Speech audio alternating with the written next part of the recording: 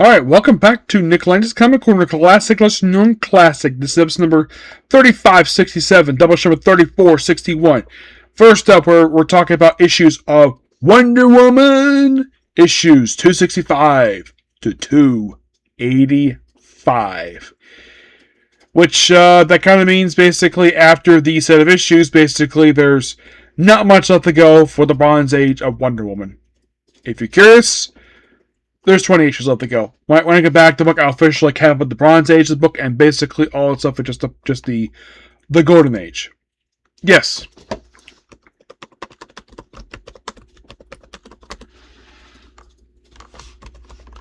So, by the way, 265 starts a very brief backup feature for Wonder Girl, which lasts for a couple issues, where basically she saw, Lauren Jupiter, the mentor of the Teen Titans, from the very first volume of Teen Titans, is dead, except he's actually alive and held captive in this island, and of course he frees her, and then he decides to just have a drink with her. He's wearing a bathrobe, and the way the artwork implies, is he trying to sleep with Donna Troy? He's like, no, not really. The thing is, he tends to be very creepy. That's how he's written. And somehow, some way, that Wonder Girl, Donna Troy, was in his will, despite the fact that he actually has kids. Well, his son has been long deceased, but he has a daughter. Revealed years later that Omen is actually his daughter, Lily Clay. So, in the case of issue 265, it's a Jerry Conway issue, talking about basically a mission for Wonder Woman. She was part of the NASA. You're like, okay. And then the very next issue, they deal with this thing called the Scaly Aliens. You're like, aliens? Yeah, it's Conway.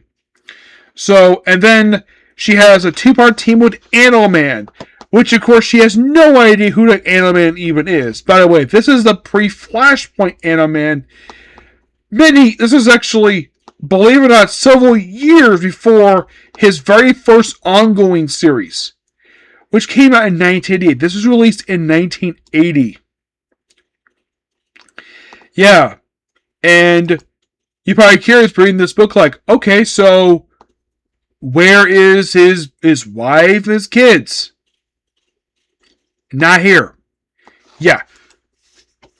They're not here at all. This is basically semi-obscure character. He's only here for just a quick two-part story, and just by sheer coincidence, they basically later on had to team up with Vixen, which the way Grant Morrison wrote her in when she gets there in Animal Man, is that Animal Man did find her attractive, but he loves his wife, which Vixen understood that no problem.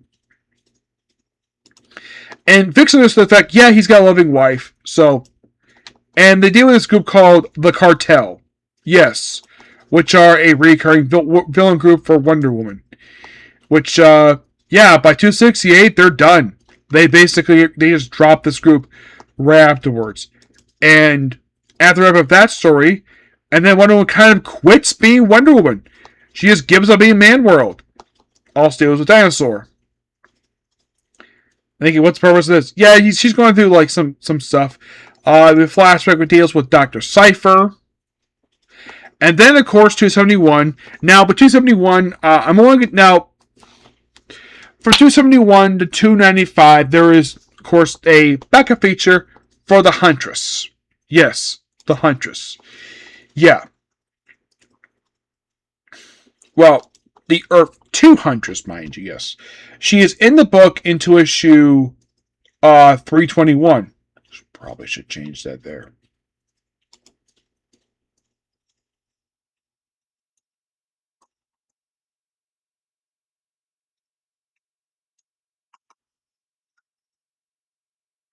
So, looks like I might have to review more issues for Wonder Woman. I thought basically review those issues. No, I did not. My mistake. Mm-hmm. So looks like I'm going to have to change that. Hang on.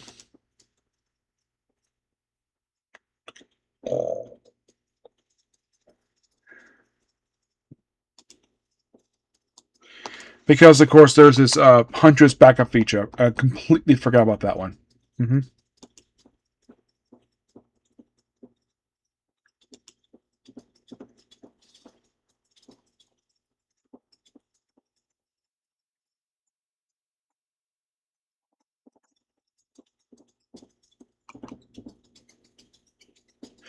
So let me do a quick change here. Let's see. Okay. Me.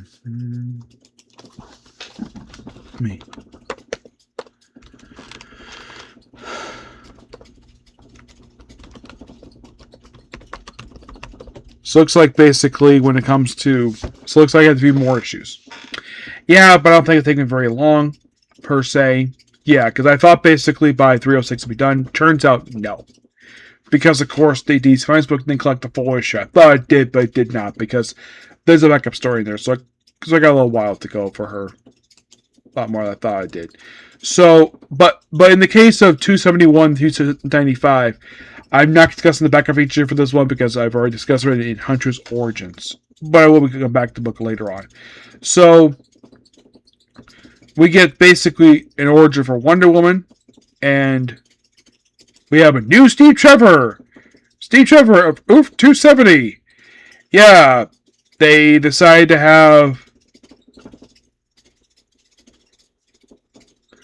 a new version of the character pop up here, and he's around for a pretty good period of time. I guess, of course, because we need Steve Trevor in the books, let's just bring it back here. Yep. Oh, yeah, and then basically we bring back Ida Candy, Philip Darnell.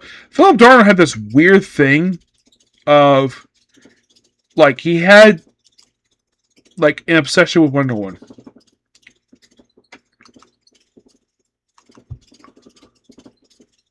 And, of course, the Return of the Angleman, a classic Wonder Woman villain who, this version died in Crisis on Infinite Earths.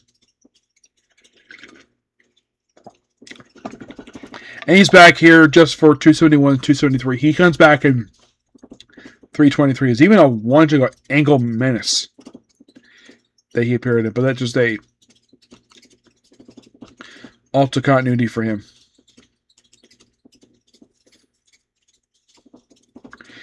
After also with Cobra as well.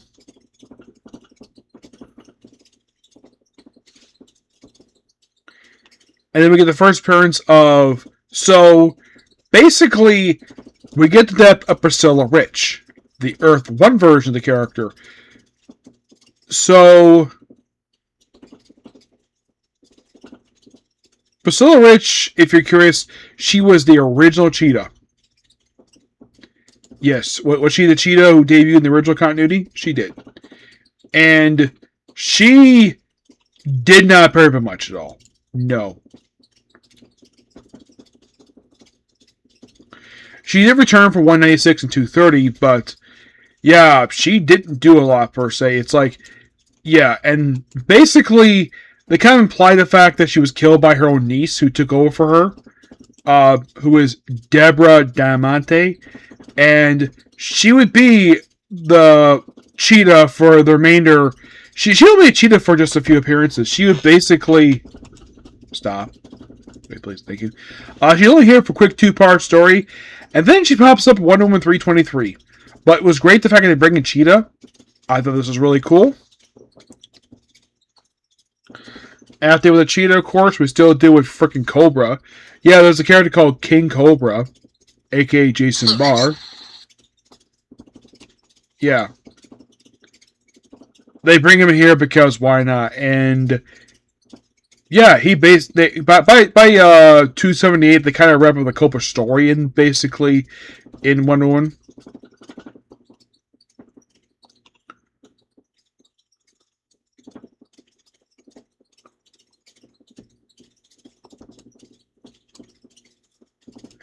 Now, does Connor lead the book? I don't think he does. He's here for a little while. So, and then, of course, we deal with Battlestar. Yeah, a random demonic character. Yeah, and also the fact that Etrigan the Demon.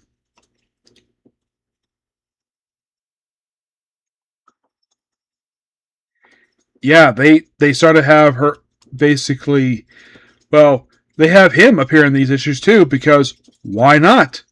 Yeah. Why the heck not have basically Etrigan? Which, by the way, John Byrne decide to have him appear as a supporting character in his run, and also as Cassie Sandmark's mom's boyfriend. Yep, she dated him. Basically, he's only here for 280, 282. He would not return to the book into issue 105, basically during John Byrne's run, as a recurring character. And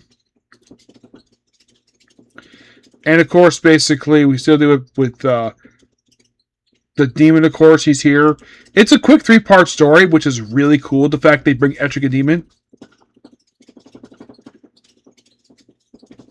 After this, he's done for the book. You're thinking, okay. And then we deal with a character called Red Dragon. Yes. Who is a character who appears from 380, 385. He's only here for a quick 3-part story. We get first appearance of Leo Chen.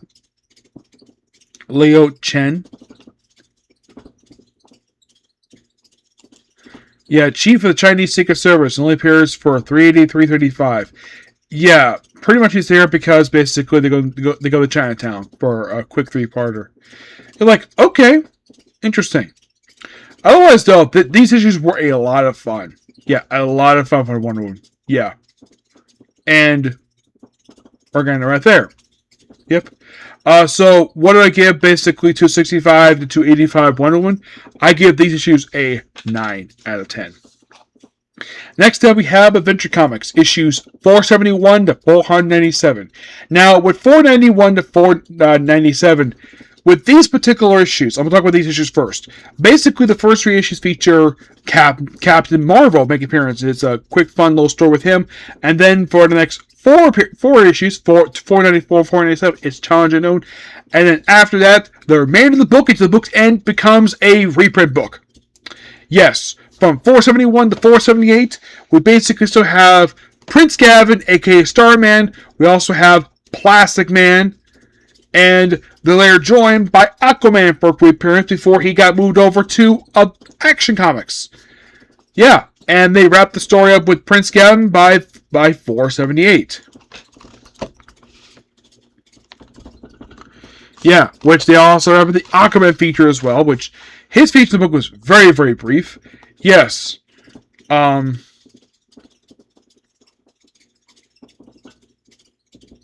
Yeah, but what happens with Starman? Well, his story continued over in DC Comics Anthology, which I have discussed already, along with the XCOM issue.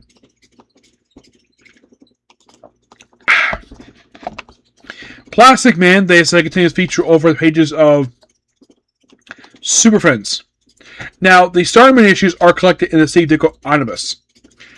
And then, for the remainder of the book, from 479 to 490, it becomes Dial H for Hero, which from what I've read, apparently this particular run of Dial H for Hero killed the book.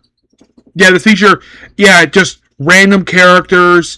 It's just that people weren't interested in buying this book anymore because Dial H is now a proven concept. They don't really... it's not DC doesn't believe it. It's like the readers don't believe in the concept at all. And this killed the book. Yes. And it starts with 479, wraps up at 490. By the way, 490 comes out in February of 1982.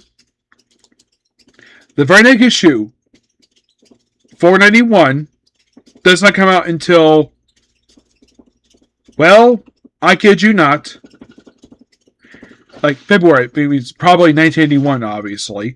So, the next issue doesn't come out until, I kid you not, July of 1982. So it took a 6-month break, and then... And basically, we get the final appearance of the Earth-S version of Satan in the 490. Yes, they pretty much basically retired the character after this. Yeah, and it goes to deal with the Monster Society here.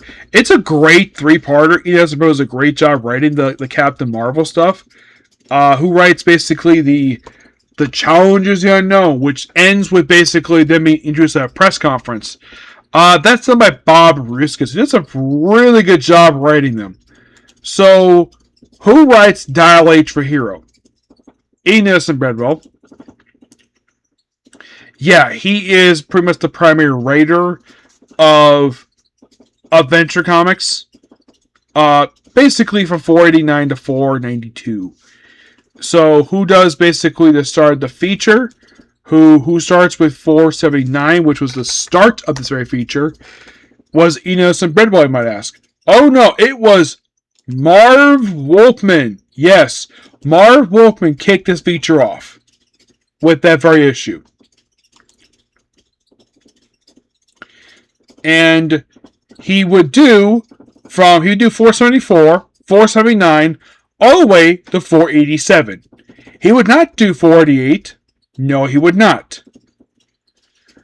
Yeah, 488 is on Bob Ruskin's. Also, this at one point it was like 3 stories that were reduced down to 2. Yeah, and the Dalek Hero characters were Chris King, who was I think it was the original. He was one of them anyways. Yeah, he just had a feature in the book. Yeah, and I'm guessing because basically people didn't like Dalek Hero, it just got quickly canceled. So the Starman feature, I give that a 10 because that story was amazing. I love the plastic one. Aquaman's pretty good too, so I'm gonna give 478 a. I'm gonna give those issues a 10 because I thought they were really good.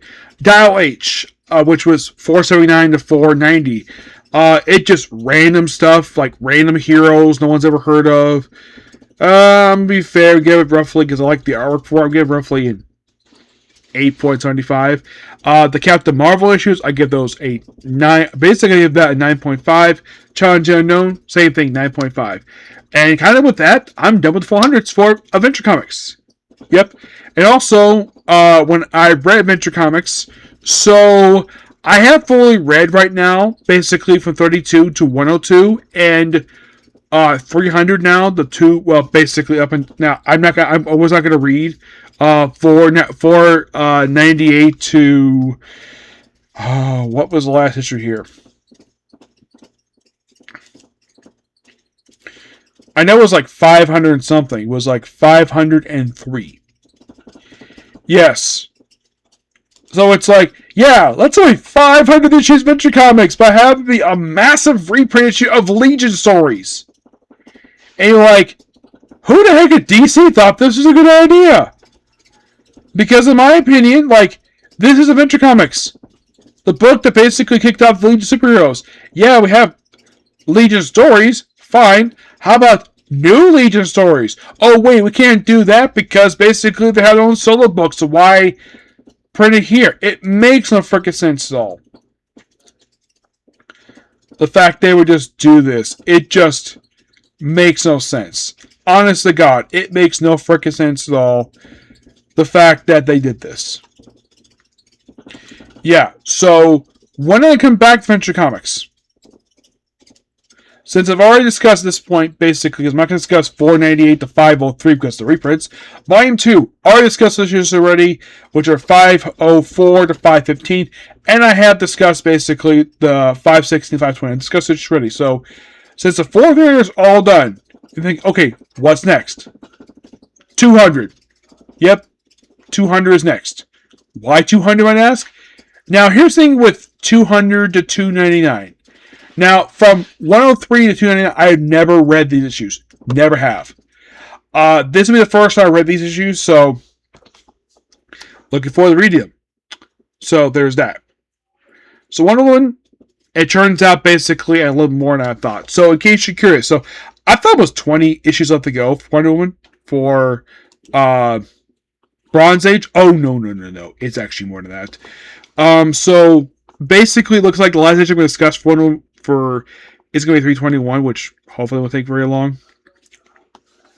So, for the Bronze Age, like, how much left to go?